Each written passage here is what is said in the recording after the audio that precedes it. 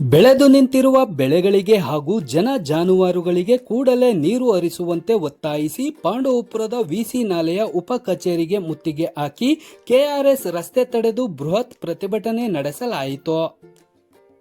ಈ ಕೂಡಲೇ ಬೆಳೆದು ನಿಂತಿರುವ ಬೆಳೆಗಳಿಗೆ ಜನ ಜಾನುವಾರುಗಳಿಗೆ ಕುಡಿಯುವ ನೀರು ಬಿಡಿ ಎಂದು ಒತ್ತಾಯಿಸಿ ಬಿಜೆಪಿ ಮುಖಂಡರಾದ ಎಚ್ಎನ್ ಮಂಜುನಾಥ್, ರೈತ ಜನಾಂಗದ ಮುಖಂಡರಾದ ಚೆನ್ನಕೇಶವರವರ ನೇತೃತ್ವದಲ್ಲಿ ರೈತರು ರಸ್ತೆ ತಡೆದು ಪ್ರತಿಭಟನೆ ನಡೆಸಿ ವಿಸಿ ಉಪ ಕಚೇರಿಯ ಸಹಾಯಕ ಕಾರ್ಯಪಾಲಕ ಇಂಜಿನಿಯರ್ ರವರಿಗೆ ಮನವಿಯನ್ನು ನೀಡಿದರು.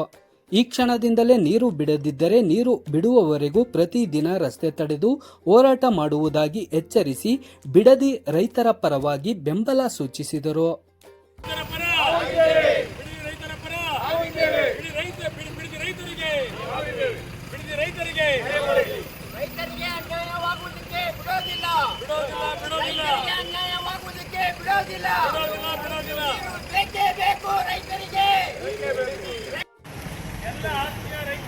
ಕೊಡ್ತೀವಿ ಅಂತ ರೈತರಿಗೆ ಪ್ರತಿಭಟನೆ ಮಾಡೋದನ್ನ ಮುಂದಕ್ಕೆ ಹಾಕಿದ್ರು ಅಷ್ಟೇ. ಇವತ್ತು ಕಾಲುವೆಗಳಿಗೆ ನೀರು ಬಿಟ್ಟಿಲ್ಲ, ಇವತ್ತು ಬೆಳೆ ಎಲ್ಲ ಒಣಗ್ತೈತೆ.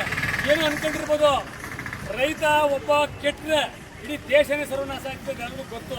ಇವತ್ತೇನು ಅನ್ಕೊಂಡಿರ್ಬೋದು, ಬೆಳೆ ಅಲ್ವಾ ಅಂತೇಳಿ ಇವತ್ತು ನೀರಿದ್ದು ಸಹ ಕುಡ್ದೇ ಇರ್ತಕ್ಕಂಥ ಸ್ಥಿತಿ ಇವತ್ತು ಸರ್ಕಾರದಲ್ಲಿ ನಿರ್ಮಾಣ ಆಗೈತೆ.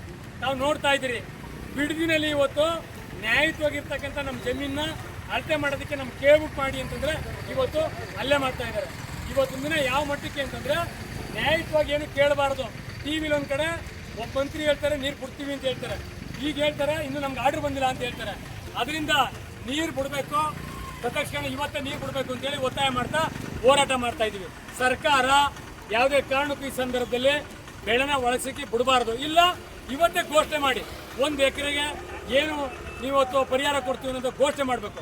ಇಲ್ಲ ತತ್ಕ್ಷಣ ನೀರು ಬಿಡಬೇಕು ಅಂತೇಳಿ ರೈತರ ಪರವಾಗಿ ಹೋರಾಟ ಮಾಡ್ತಾ ಇದ್ವಿ. ದಿನನಿತ್ಯ ನಾವು ಬಂದಿರ್ತಕ್ಕಂಥವ್ರಿಗೆ ಎಲ್ಲರಿಗೂ ಹೇಳ್ತಾ ಇದ್ವಿ, ನೀರು ಬಿಡೋವರೆಗೂ ಬೆಳಿಗ್ಗೆ 11 ಗಂಟೆಗೆ ತಾವೆಲ್ಲ ಇಲ್ಲಿ ಬರಬೇಕು. ಇರೋಂಥ ರೈತರು ಎಷ್ಟೇ ಜನ ಅಲ್ಲಿ ನೀರು ಬಿಡೋವರೆಗೂ ನಾವು ಹೋರಾಟ ಮಾಡಬೇಕು ಅಂತ ಹೇಳ್ತಾ ಅಧಿಕಾರಿಗಳು ಬರಬೇಕು, ಬಂದು ಅವ್ರು ಏನು ಉತ್ತರ ಕೊಡೋವರೆಗೂ ಜಾಗ ಬಿಡೋದಿಲ್ಲ ಅಂತ ಹೇಳ್ತಾ ನಮ್ಮ ಹೋರಾಟ ಮುಂದುವರಿಸ್ತೀವಿ. ಬಲೋ ಭಾರತ್ ಮಾತಾಕ್ಕೆ ಬೇಕೇ ಬೇಕು, ರೈತರಿಗೆ ಎಲ್ಲ ಕಮ್ಮಿ ಮಾಡಿ, ರೈತರಿಗೆ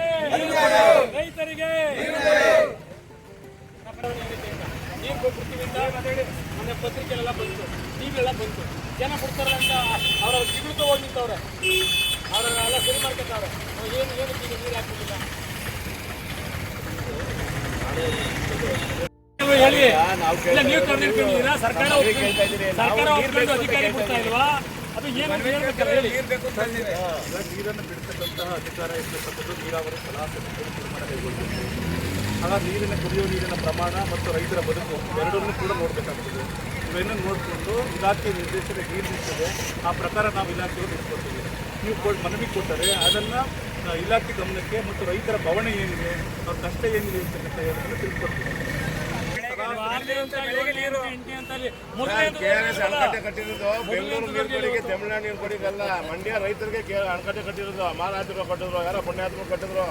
ನಾವು ಮಂಡ್ಯ ಜನ ಬೇಕೇ ಹೊರತು ನಮಗೆ ಕುಡಿಯೋಕೆ ನೀರು ಬೆಂಗಳೂರಿಗೆ ಬೇಕಾಗಿಲ್ಲ. ನಮಗ್ ಬೇಕು, ತಿನ್ನೋಕೆ ಇಟ್ಟು ಬೇಕು, ನಮ್ಗೆ ತಿನ್ನೋಕೆ ಊಟ ಸಿಕ್ಕರು ಸಾಕು, ನಮ್ಗೆ ನೀರು ಬೇಕಿಲ್ಲ. ನಮ್ಗೆ ಈಗ ಮನವಿ ಕೊಟ್ಟಿರ್ತೀವಿ, ನಾಳೆಯಿಂದ ಬೆಳಿಗ್ಗೆ 10-10ವರೆಗೆ ಎಲ್ಲ ಇಲ್ಲಿ ಸೇರ್ಬೇಕನಪ್ಪ. ದಿನ ಹೋರಾಟ ಇಟ್ಕೊಳ್ಳಿ, ದಿನ ಹೋರಾಟ ಎಲ್ಲ ಬರ್ರಿ. ಬಸ್ಸೇ 15 ಜನ ಬೆಳೆ ಬಂದ್ರೆ ಅವ್ರಿಗೆ 1 ವರ್ಷ ದಿನ ಬಿಟ್ಟಿಲ್ಲ.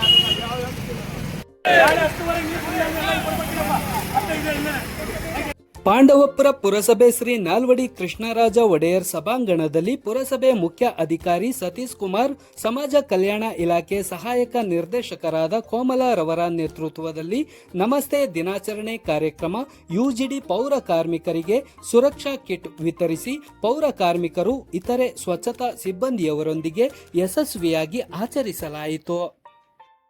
ಈ ಸಂದರ್ಭದಲ್ಲಿ ಪುರಸಭೆ ಮುಖ್ಯ ಅಧಿಕಾರಿ ಸತೀಶ್ ಕುಮಾರ್ ಅವರು ಮಾತನಾಡಿ, ನಮಸ್ತೆ ಯೋಜನೆಯ ಉದ್ದೇಶ ಸ್ವಚ್ಛತಾ ಸಿಬ್ಬಂದಿಯ ಸುರಕ್ಷತೆ, ಯಾಂತ್ರೀಕೃತ ಸ್ವಚ್ಛತೆ, ಕಾರ್ಮಿಕರ ಕಲ್ಯಾಣ ಮತ್ತು ಸರ್ಕಾರದ ಸೌಲಭ್ಯಗಳ ಕುರಿತು ಮಾಹಿತಿ ನೀಡಿದರು. ಜೊತೆಗೆ ಸಿಬ್ಬಂದಿಗಳಿಗೆ ಅರಿವು ಮೂಡಿಸುವ ಉಪನ್ಯಾಸಗಳನ್ನು ನಡೆಸಿ ಯೋಜನೆಯ ಪರಿಣಾಮಕಾರಿ ಅನುಷ್ಠಾನದ ಬಗ್ಗೆ ಜಾಗೃತಿ ಮೂಡಿಸಲಾಯಿತು. ಈ ಸಂದರ್ಭದಲ್ಲಿ ಪರಿಸರ ಅಧಿಕಾರಿ ಸಹನಾ ಎಂಸಿ, ಸಮಾಜ ಕಲ್ಯಾಣ ಇಲಾಖೆ ಸಹಾಯಕ ನಿರ್ದೇಶಕರಾದ ಕೋಮಲ, ಆರೋಗ್ಯ ನಿರೀಕ್ಷಕರಾದ ಮಂಜುನಾಥ್ ಬಿಎನ್, ಸೂಪರ್ವೈಸರ್ ಶಿವರಾಜು, ಪೌರ ಕಾರ್ಮಿಕರು ಈಶ್ವರ್, ಗಣೇಶ್, ರವಿ, ಕೃಷ್ಣ, ಮುರುಗೇಶ್, ನಂದೀಶ್, ಅರುಣ್, ಚಂದ್ರು, ಶಿವು, ಮಣಿ ಸೇರಿದಂತೆ ಹಲವರು ಇದ್ದರು.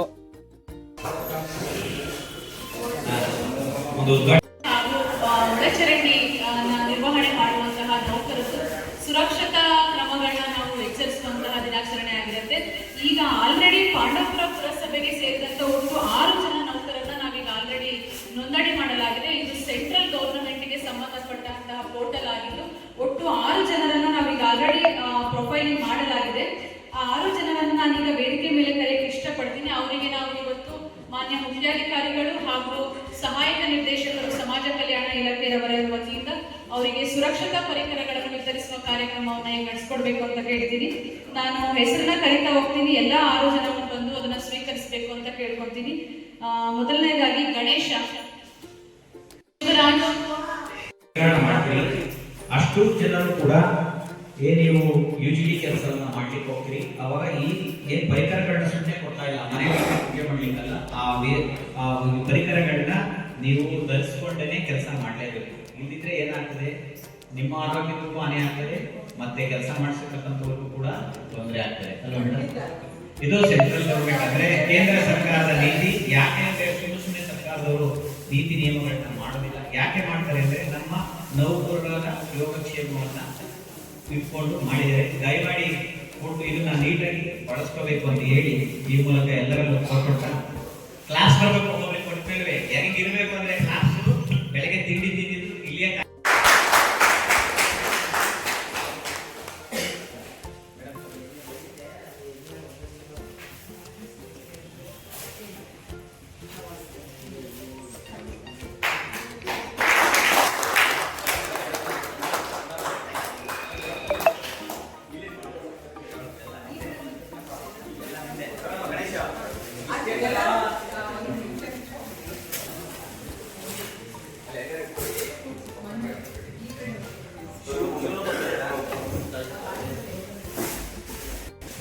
4 ಜನ ನಮ್ಮ UGD ಕೆಲಸ ಮಾಡ್ತಾರೆ ಪಟ್ಟಣದಲ್ಲಿ. ಅವರಿಗೆ ಈ ನಮಸ್ತೆ ಕಾರ್ಯಕ್ರಮದಲ್ಲಿ ಪರಿಕರ ಕಿಟ್ಗಳನ್ನು ಕೊಡ್ತಾ ಇದ್ದೀವಿ. ಇದನ್ನೆಲ್ಲವೂ ಕೂಡ ತಾವು ಉಪಯೋಗಿಸಿಕೊಂಡು ನಮ್ಮ ಆರೋಗ್ಯ ಮತ್ತೆ ಪಟ್ಟಣದ ಕೆಲಸ ಕಾರ್ಯಗಳನ್ನ ಮಾಡಬೇಕಂತ ಈ ಮೂಲಕ ವಿನಂತಿಯನ್ನ ಮಾಡ್ಕೊಳ್ತಾ ಇದ್ದೀನಿ. ಕೇಂದ್ರ ಸರ್ಕಾರದ ನಮಸ್ತೆ ಕಾರ್ಯಕ್ರಮದ ಅಡಿಯಲ್ಲಿ ನಮಗೆ ನೀಡಿರುವಂತಹ ಪರಿಕರಗಳು ನಾವು ಕೆಲಸ ಮಾಡುವಂತಹ ಸಂದರ್ಭದಲ್ಲಿ ಖಂಡಿತವಾಗಿ ನಾವು ಅದನ್ನು ಧರಿಸಿಕೊಂಡು ಕೆಲಸ ಮಾಡೋದ್ರಿಂದ ನಮ್ಮ ಆರೋಗ್ಯದ ಮೇಲೆ ಯಾವುದೇ ಹಾನಿ ಉಂಟಾದರೆ ಆರೋಗ್ಯವಾಗಿರಲು ನಾವು ಸಾಧ್ಯವಾಗುತ್ತದೆ. ದಯವಿಟ್ಟು ಯಾರು ಈ ಪರಿಕರಗಳನ್ನು ಇಲ್ಲದೆ ಕೆಲಸ ಮಾಡದೆ ಕೆಲಸ ಮಾಡದೆ ಅಂತ ನಾನು ಕೇಳ್ತೀನಿ. ಧನ್ಯವಾದಗಳು ಮೇಡಮ್. ನಾನು ಹೆಚ್ಚು ನಿಮಗೆಲ್ಲರೂ ಕೂಡ ಕೇಳ್ಕೊಳ್ಳೋದು ಇಷ್ಟೇ, ನಮ್ಮ ಜೀವನ ಈವ ಹುದ್ದೆಗೆ ಸೀಮಿತ ಆಗಿದೆ.